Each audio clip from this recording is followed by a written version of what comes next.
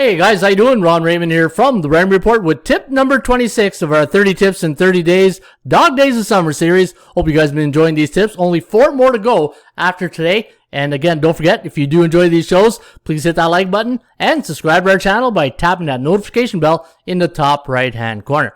All right, guys, tip number 26, when to bet on underdogs. You know, every time I think of underdogs, I think of Homer Simpson, that episode where he tells Bart, he goes, son, it doesn't matter if you win or lose, as long as you cover the spread, right? And that is on underdogs most of the time, hopefully, if you are betting underdogs. But when you say the word underdog, what comes to mind, right?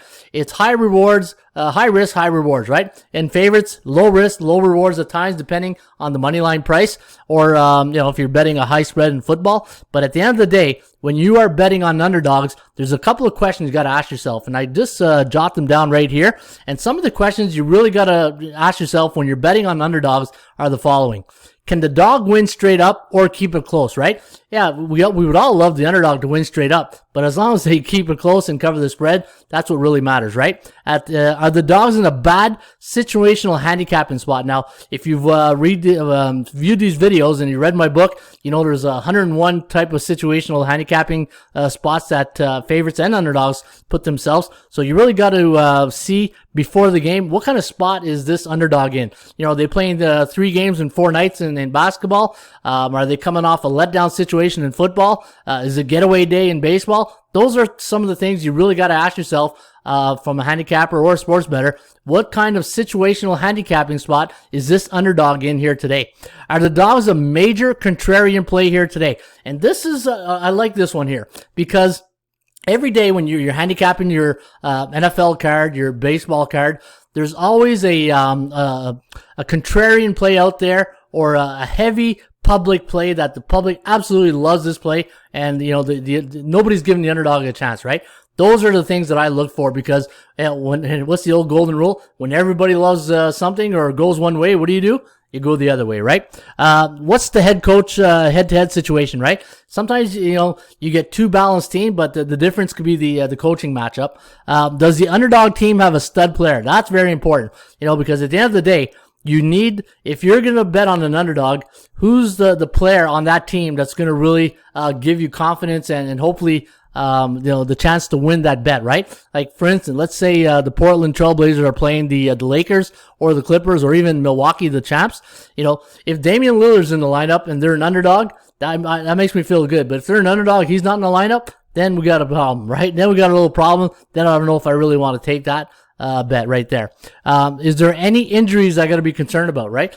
Sometimes you go into the game, it's like, wow, starting quarterback, got injured last game. He left the game. I don't know, concussion or whatever. Hopefully he's coming back. The pitcher last game, threw his shoulder out. Is he coming back? Is he going to be 100%? You got to look at the injury report and make sure that the underdog you're supporting, everybody's healthy. Will the weather be an issue, right? If you're betting on baseball or football, is the weather going to be a problem? Is it going to affect your ticket? Is it a low-scoring game? Well, that now the total comes in effect, right? And my golden rule, what? I'm glad I said that because I have a golden rule. If you are a parlay player and you like to play the side in the total of a game, always remember this. If you like the favorite, bet the over. And if you like the underdog, bet the under. And that's one of my golden rules when I'm betting on 2 teams. But very rarely I'll bet almost 1 in 100 that I'll bet the same game on a side and total. And the last one, number 8, are the dogs involved in a long losing streak, right? Today is July 23rd. Texas Rangers on a 8-game losing streak, and I don't think I'd want to touch that team with a 10-foot pole, right? And those are some of the underdog handicapping questions or situations that I will look at when I'm handicapping the game that I need answers to before I put my money on the underdog. All right. So what I did is I went into the database, the good old faithful database that I have, and I went and said, okay, you know what? Let's go take a look at the last 3 years in baseball and the last 10 years in the NFL. And the reason why I did 3 years baseball, volume. There's so much volume in baseball. The last 3 years, we're talking games here. Like, look at that. We're talking almost 7,300 games.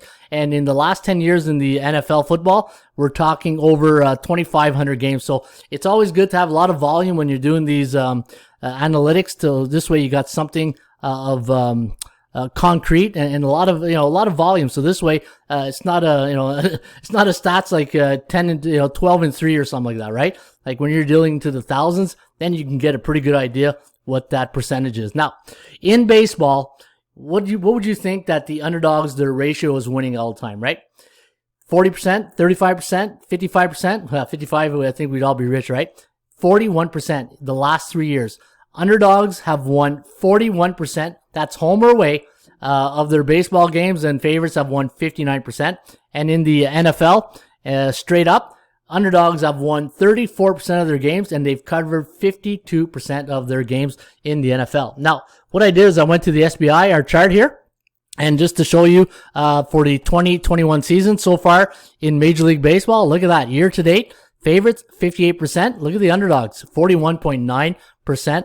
And when you look at the daily chart, this is why I always do the SBI each and every day, right? The sports betting index. I take a look as what come in.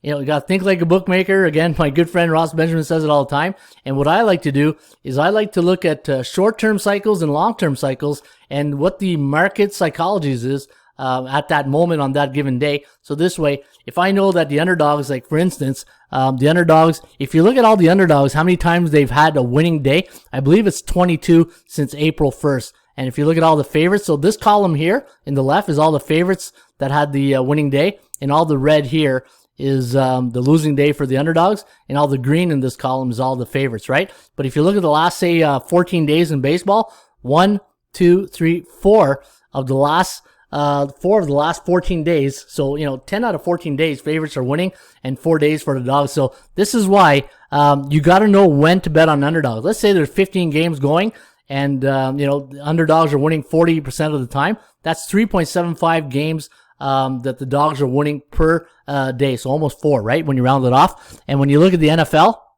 now the one thing I did is I took the NFL from last season, and I go down to this chart right down here.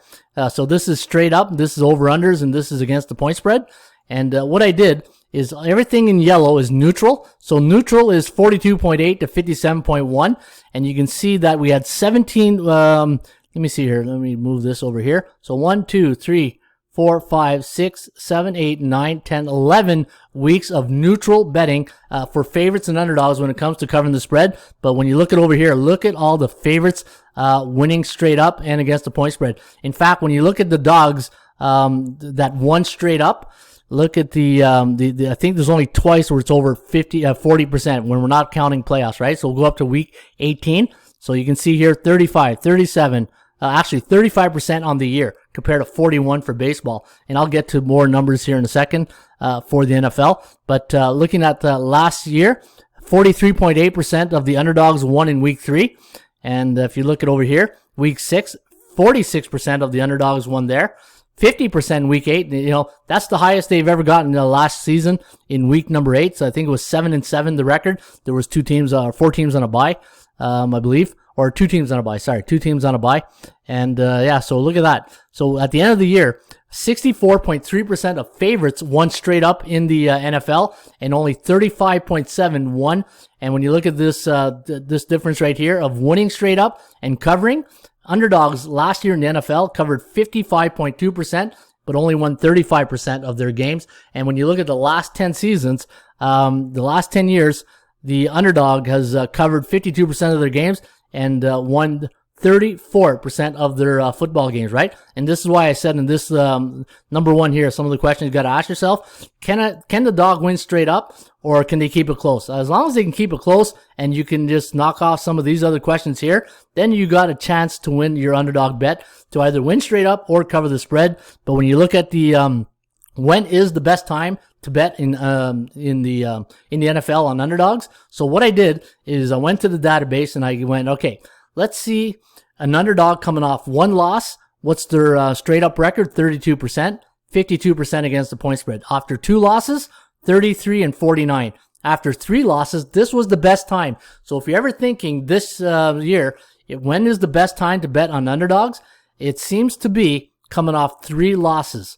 And they are 36% straight up and 58% against the point spread the last 10 years. So keep that in mind when you're betting on the on football this season. And this is all coming off a loss. And you can see here after coming off this, the worst one is coming off 4 losses. 23%. That's a huge, that's a 13% drop from 3 losses in a row. And then 4 losses in a row only cover 44% of the time. And when a team lost 5 games or more straight up, 25%. And 53% against the point spread. So, looking at the other angle now, coming off a win. So these are all underdogs coming off a loss. When is the best time to bet on an underdog coming off a win in the NFL? How about after 4 wins? They win 42% of their games and cover 54%. Now, let's go to baseball.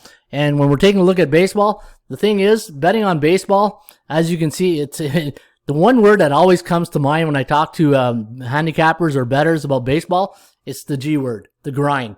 Baseball is the ultimate grind because I had a client text me yesterday and says, baseball's kicking my teeth in, and that'll do it to you. Baseball is one of very tough sports to handicap, and this is why when you're betting in baseball with so much volume, less is more. Less is more. If you can just limit 2 plays a day, 3 at the very tops, and if you can just, the reason why I like 2 is I'll tell you why. If I'm betting on 2 games, 0-2 is not good. 1-1 I can handle, even though we're not making money. 2-0 is even better, right? So of the 3 scenarios that I just presented to you, 2 of the, let's say the old Meatloaf song, right? 2 out of 3 ain't bad. And if I can go 1-1 or 2-0, I'll take those any day over a 0-2 day, right? Now, looking at when is the best time to bet on Major League Baseball, the last 3 years. So overall, underdogs win 41% of their games, meaning 59% of the games the favorites. So when I'm handicapping my game and you see my picks at bullpenpicks.com, I'll be anywhere from 3 to 4 underdogs a day. I'm very chalk heavy when it comes to baseball, but it all depends on the cycles, right? If I see that we've gone through like 7 days of favorites, then I might go for 5 games more on underdogs instead of my regular 3 or 4, right? But when I'm looking at favorites here, underdogs in baseball, there really isn't one losing streak coming off that I would want to bet on, and the same thing in the win situation. To me, baseball, this is why it's such a grind, right? You don't have that high percentage like you do over here in football at 42%, even though like 42% is good in Major League Baseball. But the thing with football, you get to cover yourself with the point spread. There is no point spread in baseball unless you're betting the run line, right? But keep in mind, so Major League Baseball teams, on average, coming off a loss, win 39% of their next game, and Major League Baseball teams coming off a win, cover or win 42% of their games in the next game. So if you're asking me, Ron, when is the best time to bet underdogs in baseball? Bet on underdogs when teams are coming off a win. They cover 42% of their games the last 3 seasons. All right, there you have it. That is tip number 26, when to bet on dogs. Again, if you enjoy the videos, please hit that like button. And if you are new to the channel, I forgot almost where I was there. Hey, if you're new to the Raymond Report channel, please subscribe by hitting that notification bell in the top right-hand corner. And don't forget, sign up for season number 10, the Pro Football Handicapping Contest. And we are now in our 10th season, believe it or not. And if you win the contest, you win the ring, $1,500 in cash. And you can be one of the past winners.